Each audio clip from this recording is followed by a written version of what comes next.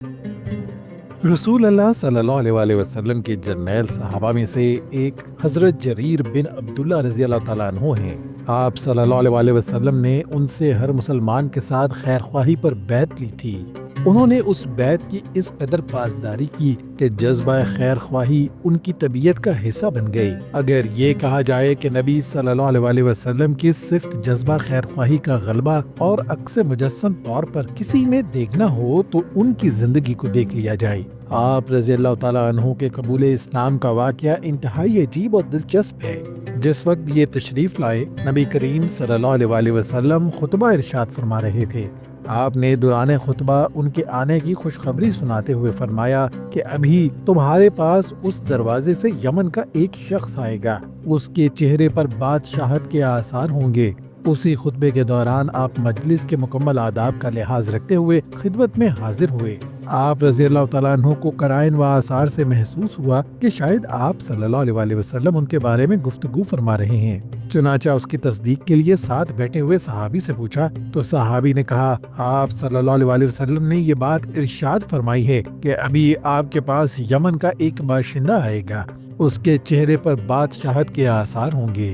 एक मर्तबा हजरत जरीर रज़ी अल्लाह ताला अन्हु नबी करीम सल्लल्लाहु अलैहि वसल्लम की मजलिस में हाजिर हुए तो रश की वजह से दरवाजे पर खड़े हो गए। आप सल्लल्लाहु अलैहि वसल्लम ने दाएं बाएं देखा, जब कहीं भी जगह नजर न आई तो उनको अपनी चादर मुबारक अनायत फरमाकर उसी पर बैठने का फरमाया और इरशाद फरमाया, जब तुम्हारे पास किसी कौम का मुअज़्ज़िज़ शख्स आए तो उसका इकराम करो। आप रज़ी अल्लाह ताला अन्हु ने चादर मुबारक को अपने जिस्म से लगा लिया, बोसा लिया और ये कहकर वापस लौटा दी, अल्लाह ताला आपका भी ऐसा ही इकराम करे जैसा कि आपने मेरा इकराम किया। हजरत जरीर बिन अब्दुल्ला रज़ी अल्लाह ताला अन्हु बेमिसाल हुस्न जमाल के साथ साथ दराज कद के भी मालिक थे। चुनाचा हज्जतुल विदा के मौका पर आप सल्लल्लाहु अलैहि वसल्लम ने लोगों को खामोश कराने का काम उनके सुपुर्द किया था।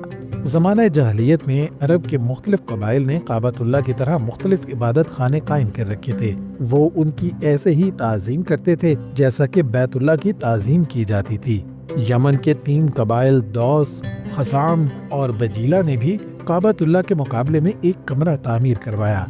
आप सल्लल्लाहु अलैहि वसल्लम को उनका ये अमल नागवार गुजरता था। चुनाचा आप सल्लल्लाहु अलैहि वसल्लम ने फतह मक्का के बाद हजरत जरीर बिन अब्दुल्ला रज़ी अल्लाह ताला अन्हु को कबीला अहमस के 150 शहसवारों का अमीर बनाकर उसे गिराने के लिए भेजा।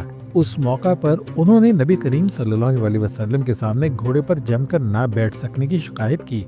नबी करीम सल्लल्लाहु अलैहि वसल्लम ने उनके सीने पर हाथ मारा और ये दुआ दी। हजरत जरीर रज़ी अल्लाह ताला अन्हु फरमाते हैं कि मैं उसके बाद घोड़े से कभी नहीं लड़खड़ाया। खिलाफत के सुनहरे दौर में हजरत अबू बकर सिद्दीक रज़ी अल्लाह ताला अन्हु ने उन्हें नजरान का आमिल मुकर्रर किया। अहद फारूकी में कादसिया की जंग में शरीक हुए और अपनी बहादुरी के जौहर दिखाते हुए इस्लाम को फतह दिलवाने में अहम किरदार अदा किया।